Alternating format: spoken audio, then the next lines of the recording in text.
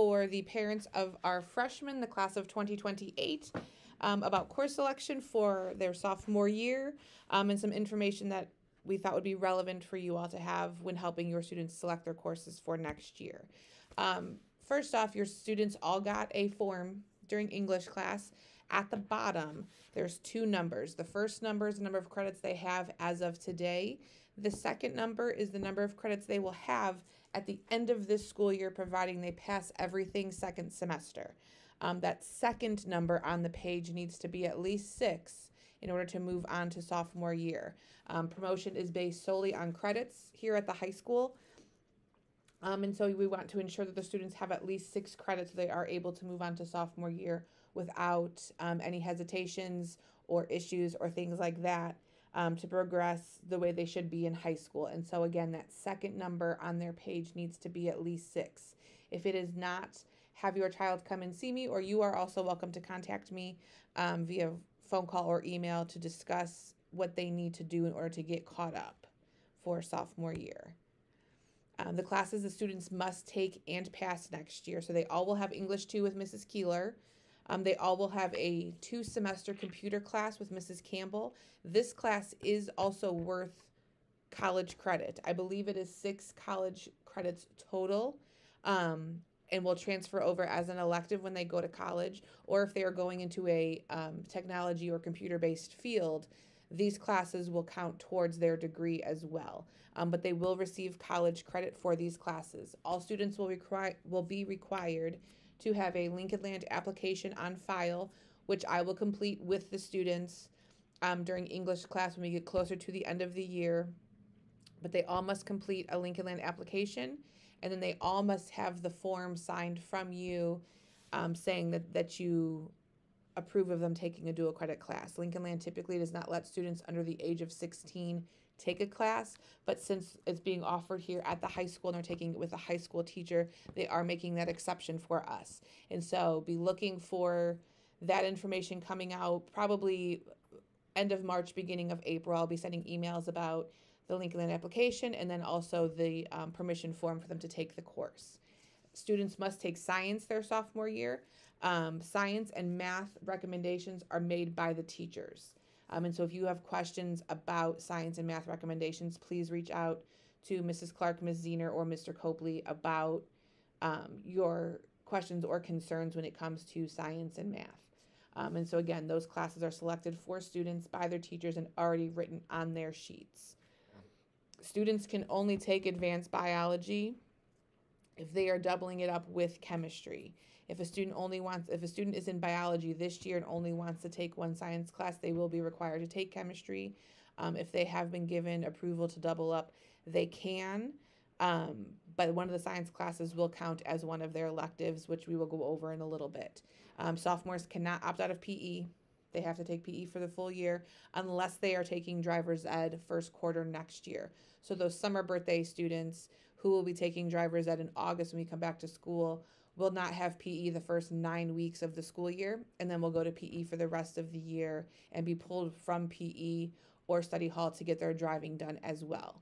Other than that, students will have a full year of PE next year. Science, kind of like how we talked about, if they have permission to double up, they can. If they don't want to double up, they will take chemistry next year. We do require that they take chemistry before advanced biology. It's in the curriculum guide, and that's what's been approved as far as a science sequence. Course recommendations can change.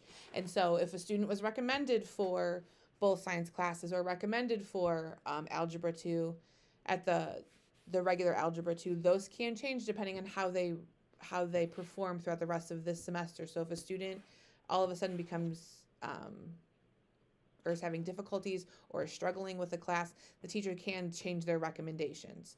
That would only come from the teachers, and so that would be something discussed with you by the teachers, but course recommendations can change based on student performance.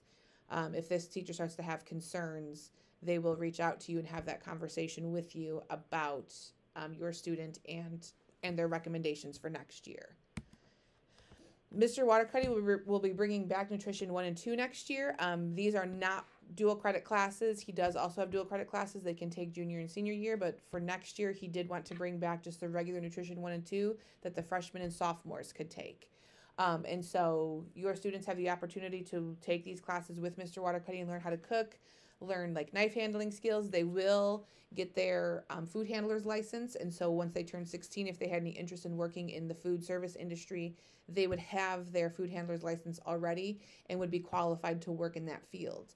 But this is a great opportunity for our students to learn how to cook. They make a lot of different things in this class and learn a lot of really great technique and skills, and being able to start, putting together a recipe book on their own and having recipes that they like and learning how to cook things that they could come and make dinner for you all after school one night.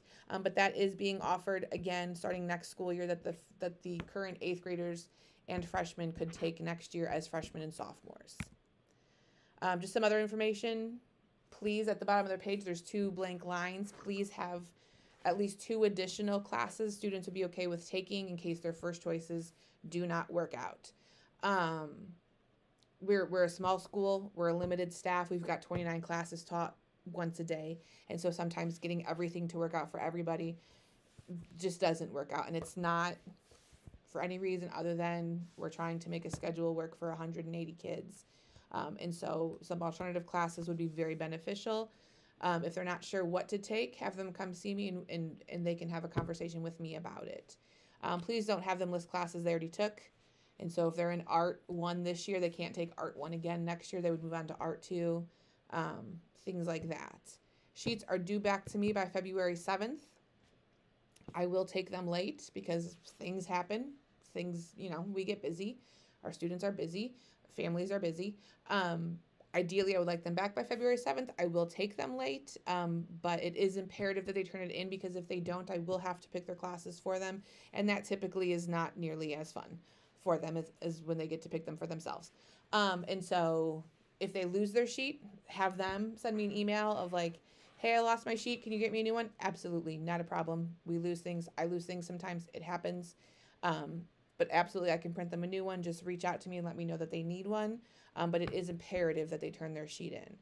They need to pick the classes that they want to be taking. We like to sometimes think we want to spend our whole day with somebody, with a friend, a significant other, whichever. But I really encourage the students to pick the classes that are beneficial for them, that are going to be meaningful for them, that are going to enhance their experience here, not taking classes just because they want to spend their whole day with someone. As sophomores, they still do have quite a few required classes, and so it is pretty likely that they will have a class with some of their friends, which I know is what's important to them, which is great. But I do strongly encourage they take the classes that they have an interest in, or that you as a family discuss that would be beneficial for them for the future, as opposed to picking classes to spend their whole day with a certain person. And so again, just making sure they're taking classes that are going to be beneficial and meaningful for them. They will get their schedules this summer. When they come out, it kind of varies, but they will be out before school starts. They will have their schedules before the first day of school next year. Once they come out, if you or your student have questions, feel free to send me an email. I do not discuss work issues over the summer, but I will keep it starred. It will be marked in my email. It'll be up at the top. So when I do come back to work in August, I will take care of it at that time. But I do not really handle work emails over the summer unless it is some sort of an emergency. Like if you email me and your student doesn't have a schedule at all, that is something I would look into right away instead of waiting. But if it's switching electives or switching hours of a class, that stuff will be handled once I come back to work in August. And so if you don't hear back from me over the summer, I'm not ignoring anybody. I don't typically deal with work-related things such as schedules over the summer, but I will take care of them when I come back in August. But again, if you have questions or concerns, or if changes need or want to be made, absolutely, please send me an email so you don't forget. You do not have to wait till August to reach out to me. Please absolutely reach out. Let me know what you're wanting to do. And like I said, I'll mark the email and it will get taken care of in August when I'm back to work. I do ask that the only way you communicate with me about your student schedule is via email. I know I'm friends with some of you, and I'm friends with you on social media and stuff like that. Please don't call or text to my cell phone. Please don't reach out to me via social media about student schedules, um, because it's summer and we're all trying to relax. But just no, just send me an email. Again, please don't wait till August because I don't want you to forget, but please just send me an email. And again, that really is the only appropriate form of communication when it comes to student schedules over the summer. And then make sure your students are looking at the requirements for classes. I will show you, I've shown the students, but I will show again how to find the course catalog so that they can read through it and make sure that they're meeting all the requirements for the classes. Again, math and science recommendations can change. We've had it happen. It's not common, but we've had it happen over the years. But they can change. But that is something that the teachers would be communicating with you prior to the beginning of next school year. That's something you would be aware of if it was changing. We do not offer summer school for math. And so if your student did not pass math first semester, does not pass second semester, they will have to retake it next year. We do offer summer school, though, for science, English, social studies, all of our other required classes with the exception of PE. Also, we don't offer an online PE class.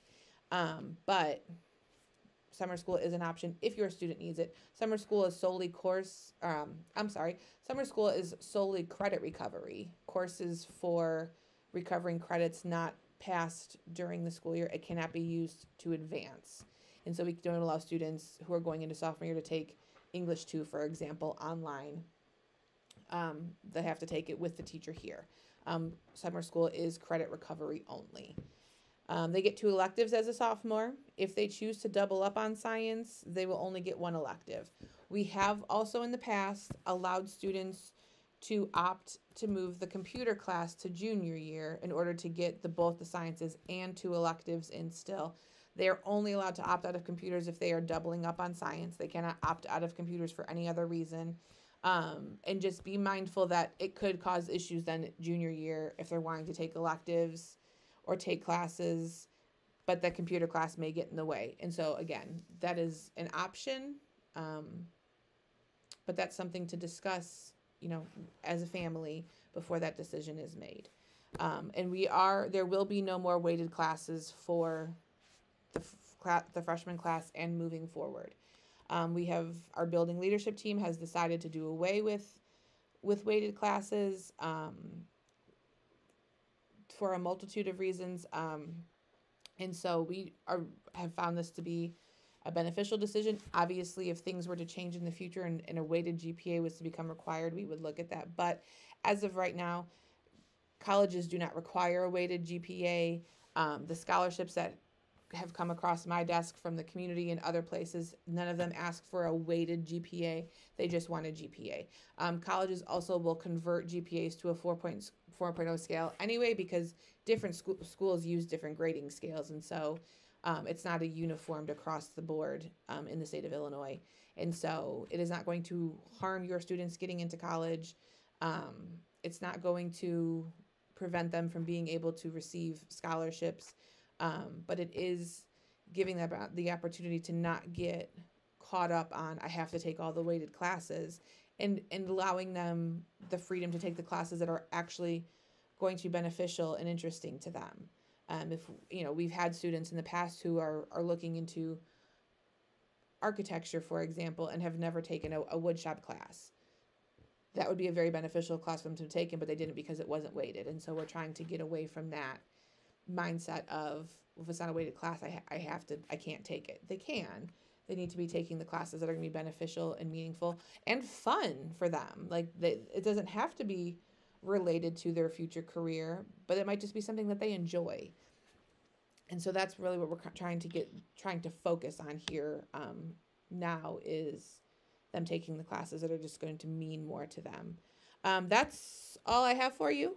If you have any questions, please feel free to reach out to me here at work, either by phone, 217-792-3209, or by email. My email is on the website.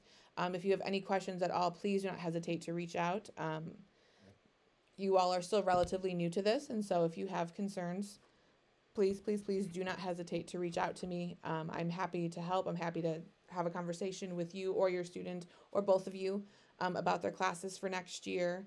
And if anything else comes up, please let us know. Thank you for taking the time to listen to this today, and I hope you all have a great day.